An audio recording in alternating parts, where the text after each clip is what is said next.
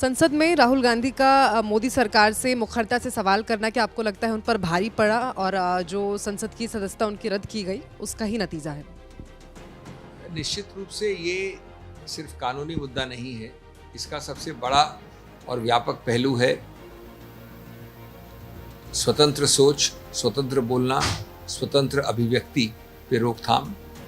हमने कभी देखा नहीं कि एक परिपक्व गणतंत्र में राजनीतिक आरोप प्रत्यारोप के दौरान मानहानि का इस प्रकार से दुरुपयोग हो कि व्यक्ति की आवाज़ को रोका जाए। एक ऐसी आवाज़ जो अखिल भारतीय स्तर पे और बुलंदी पकड़ ली थी भारत जोड़ो के बाद, उसको निष्कासित करने का प्रयत्न किया जाए 8 वर्ष के लिए संसद से। तो ये मैं समझता हूँ, देखिए, गणतंत्र में असहमति में कोई आपत्ति नहीं है। असहमति न सेडिशन होती है जैसे कि सरकार समझती है, और मैं नहीं समझता किसी रूप से ये वाक्य, एक वाक्य 1.5 पेज में, 2 पेज में किसी रूप से मानहानि होती है। लेकिन उसका दुरुपयोग किया गया है, निश्चित रूप से किया गया है, और बार बार किया गया है। हमेशा याचक या कंप्लेनेंट सिर्फ बीजेपी के कार्यकर्ता है। मॉनसून सत्र की शुरुआत होने वाली है, राहुल गांधी नहीं होंगे इस बार संसद में। आपको लगता है देश के लिए नुकसान की बात है? मैं नहीं मानता अभी कि राहुल गांधी जी नहीं होंगे। हमारा आशा है, विश्वास है कि जल्द से जल्द उच्चतम न्यायालय में मामला लगे और उसके आधार पर उच्चतम न्यायालय इनके जो कन्विक्शन है उसको निलंबित करे।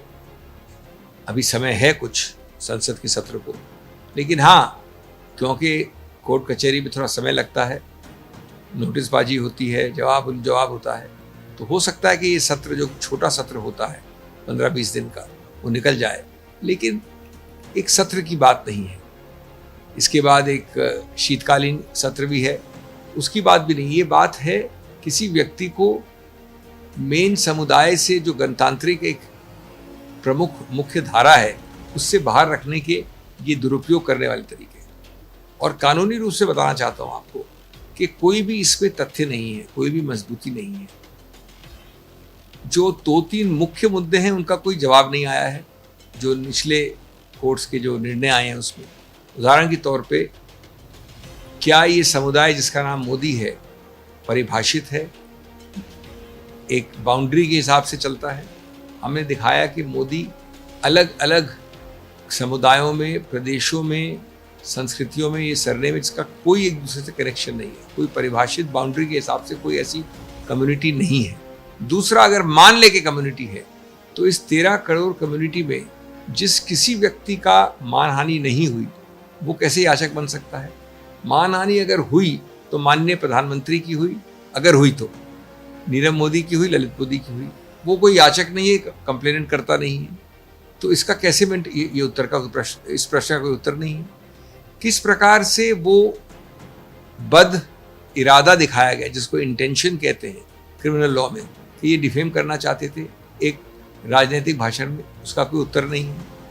किस प्रकार से एक रेफरेंस दिया गया ऐसे केस के बारे में जो केस जब हमारा कंप्लेंट फाइल हो गई, उस पर कन्विक्ट हो गए, उसके बाद एक केस फाइल किया गया, उसका रेफरेंस दिया जा रहा है कोर्ट द्वारा। तो ये सब गलतियां हैं, बिल्कुल बड़ी गलतियां हैं। उसको हम पूरी तरह से बहस करेंगे। एक सोची समझी साजिश के तहत भाजपा ने इस केस को किया और फास्ट ट्रैक कार्रवाई हुई।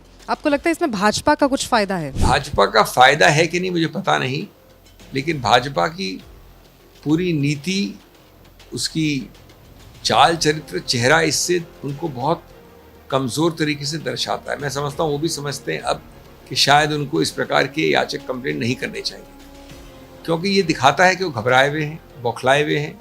वो चाहते हैं कि इस आवाज़ को रोका जाए, इस बात को और भी हो, क्योंकि ये 2019 की कंप्लेंट पड़ी हुई थी, इस पर कुछ नहीं हो रहा था। इन्होंने, इस याचककर्ता ने अपनी खुद की कंप्लेंट पे एक आंतरिक स्टे ले रखा था। अचानक ये हुआ है, तो क्या भारत जोड़ो यात्रा की वजह से हुआ है कि उन्होंने अपना खुद का स्टे हटाया, इसको शीघ्रता पे लगाया? और इसका क्लियर ये मतलब है कि वो बौखलाए हुए, घबराए हुए हैं राहुल गांधी की आवाज़ से, जो निडर रूप से उठती है और बड़े स्पष्ट रूप से जो कहना होता है कहती है। उनका किसी के बारे में बदिरादा नहीं है, लेकिन वो सच बात को सत्य कहने में विश्वास करते हैं।